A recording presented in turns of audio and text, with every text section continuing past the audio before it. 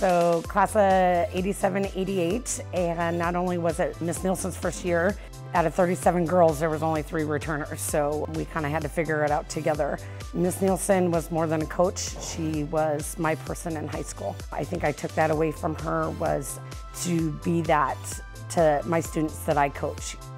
Niel was such a great coach to us. She loved the team, she loved the girls, and it was so obvious how committed she was to the program. And it inspired a love of drill in me that carried on, and I ended up coaching. And often in those first years, I would think, what would Niel do? How would Niel handle this? Because she was the perfect blend of strict and friend, and she was so knowledgeable, and it was great to be part of her team.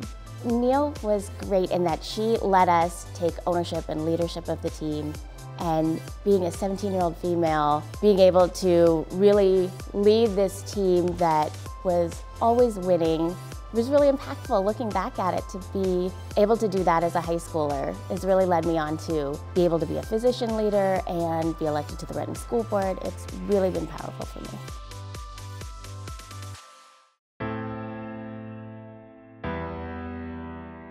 I have so many amazing memories of Niel. She was such a kind-hearted, funny lady. She put up with 36 hormonal girls almost on a daily basis.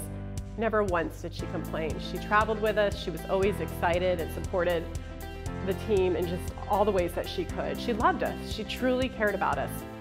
Niel was like a secondary mother to me, slash counselor.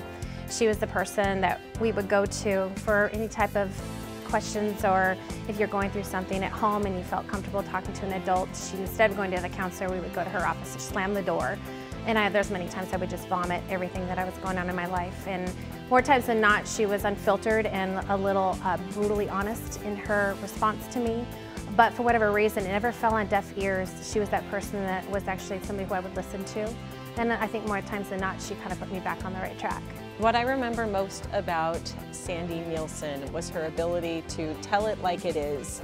If your shoulders weren't pushed back far enough, if your knees weren't high enough when marching, she would definitely let you know in a very direct way. And as a teenager, maybe I didn't appreciate that as much, but as an adult, I certainly do. And maybe that came from her being so direct with me as a young person. Rest in peace, Sandy. You definitely deserve peace after the years and years of working with teenage girls.